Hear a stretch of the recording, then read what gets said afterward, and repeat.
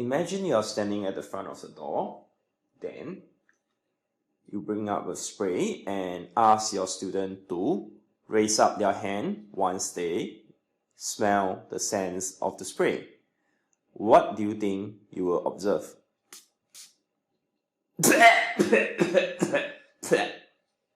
Good evening, this is Mr. Wintermelon, and after watching the first series of video on cell, you should have learned that cell is the most basic unit of life. But you might question, is cell really a living thing? What qualifies the cell as a living thing? Does the cell eat, drink, pee, and shit like human? So basically, how does a cell keep itself alive? So all living things needs to exchange material with our environment. What kind of material do we exchange? We exchange substances like food, water, as well as we give out our waste material. And the same applies to all our cells as well. For very simple organisms, such as those that consist of only one cell or a few cells, or individual human or plant cell, exchange of substance can simply be achieved by simple movement of molecules. However, this simple movement of substance is not sufficient for a human or other more complex multicellular organism. So we will first examine the case of how a simple organism and a single cell exchange substances with the environment, which is what this chapter of movement of substance is all about. Simple organism relies on two mechanisms for the exchange of substances. First is diffusion, which is a passive process. Passive meaning that the cell doesn't really need to initiate the process itself. It is very laid back. It doesn't exert energy for this process to happen. Then there's also one that requires energy, which the cell actively go and take in or give out the substance, which is creatively named as active transport. So active transport is a process that requires energy, while diffusion is a passive process. Now you might realize that, hey, how come there's a 1.1 and 1.2? Osmosis is actually a special type of diffusion, which I will explain in the next video. In this video, we will focus on what is diffusion. Diffusion and osmosis are passive processes.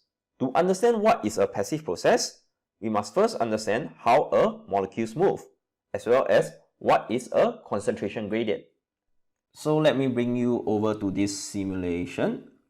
What I have down here is I have trapped 100 of these blue color particles or molecules on the left hand side of this container.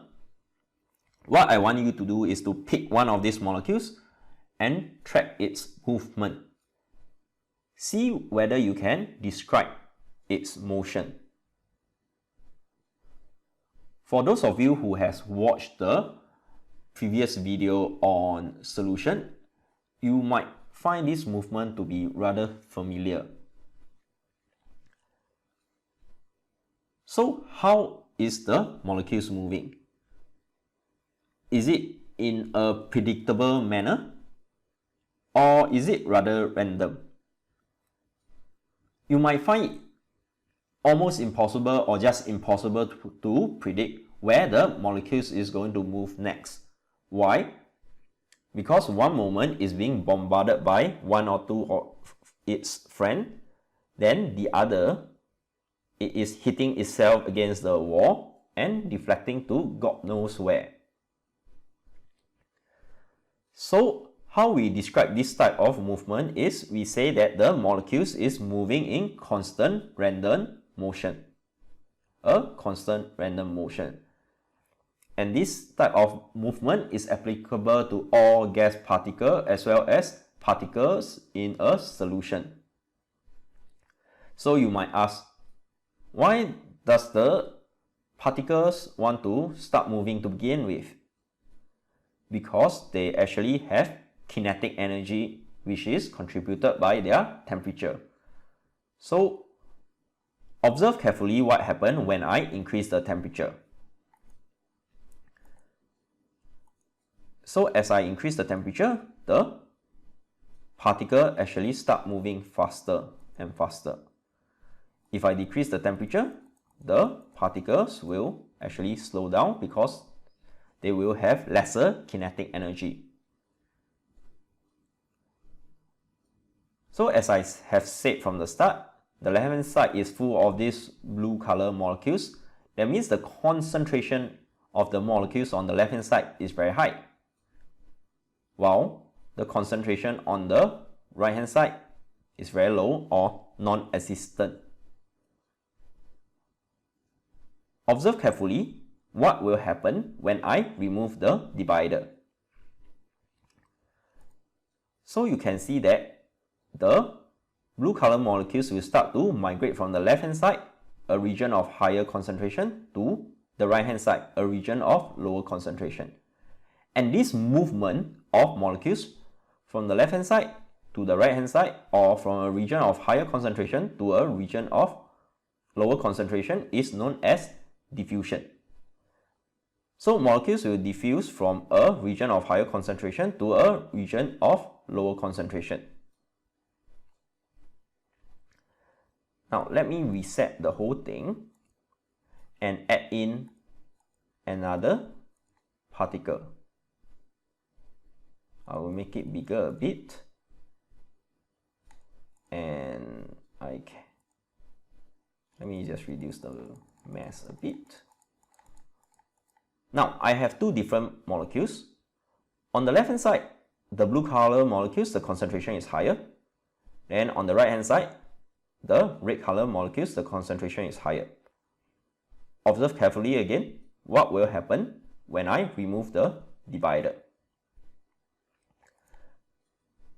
So the blue color molecules will start to diffuse to the right hand side. You can see that the right hand side, the molecules will start to increase, while the left hand side, the red color molecules number will start to increase. Then eventually both sides will have equal number of blue and red molecules. When this state is reached, we say that the system has come to an equilibrium.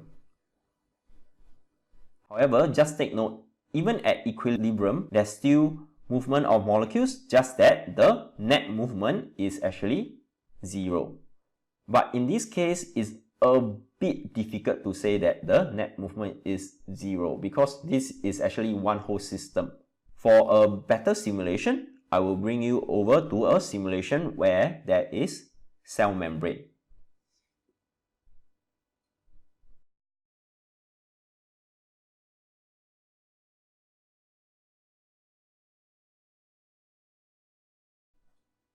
This simulation shows a membrane separating two regions.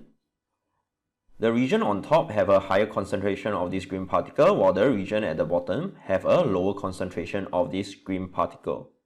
So this can be an example of outside or inside of a cell, or vice versa, separating by this cell membrane.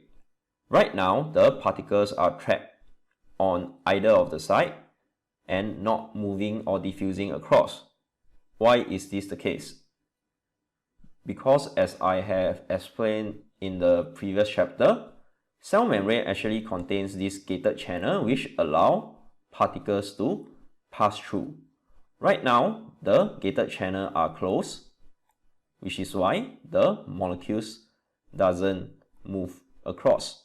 But just bear in mind, normally for diffusion and osmosis, right, the particle uses this kind of leaky channel rather than one that we can open and close it. But for the sake of this demonstration, I'm using gated channel. So I'm going to open the channel. Make a smart guess what will happen to the concentration on top and below. So after I open the channel, you can see that the concentration at the top decrease as more molecules start to diffuse down to the bottom region. And you might notice that even though the region at the bottom have a lower concentration, molecules are still moving across, just that the net movement, that means overall, there are more molecules that are moving to the bottom than molecules that are moving to the top. So this net movement of molecules from a region of higher concentration to a region of lower concentration is known as diffusion. So the molecules will diffuse until they reach an equilibrium whereby the concentration at the top and at the bottom is the same. But even at equilibrium, the molecules does not stop moving because they still have kinetic energy. It is just that over a period of time, the number of molecules moving to the bottom and the number of molecules moving to the top is the same.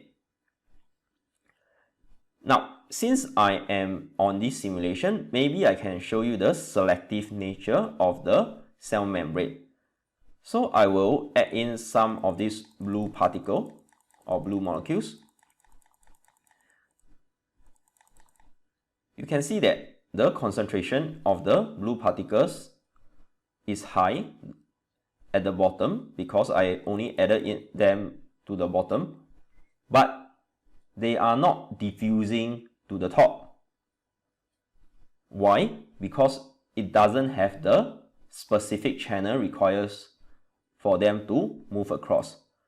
I need to replace the green channel with the blue color channel and open them. Then you can see that the concentration of this blue particle at the top will start to increase as more of these molecules will diffuse to the top. To summarize what we have just learned, suppose you have two types of molecules that are separated in space. Those molecules will move around and collide with one another. After some time, this random movement will cause them to be mixed around evenly. So this movement of molecules from a region of higher concentration to a region of lower concentration is known as diffusion. So diffusion can occur without a membrane. But for your O-level syllabus, most of the time when they talk about diffusion, it will involve some membrane beside the part on transpiration of plant. So when it involves membrane, suppose you have two regions, one with more molecules than the other. The molecules will move from a region of higher concentration to a region of lower concentration due to this random motion. So there's a net migration of molecules from a region of higher concentration to a region of lower concentration until they reach an equilibrium whereby the concentration is the same. But this does not mean that all the molecules will move towards the lower region as you have seen in the simulation, but rather the chance of the molecules ending up in the lower concentration is greater than the chance of molecules ending up in the higher concentration. But just take note, as you have seen from the simulation, the molecules do not stop moving after they reach an equilibrium. They continue to move, just that the net movement is zero. It is time to take out your notebook and copy the important notes down. And that is what is concentration gradient. So to help us describe the concentration difference, we introduce the term concentration gradient. So copy this down. Concentration gradient is the difference in concentration between two regions.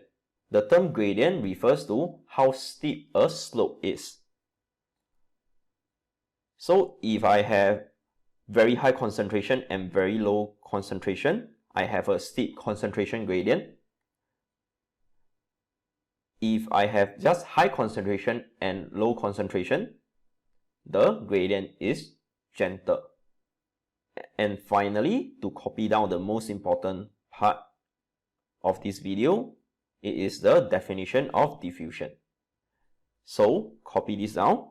Diffusion is a net movement of particles or molecules from a region of higher concentration to a region of lower concentration down a concentration gradient.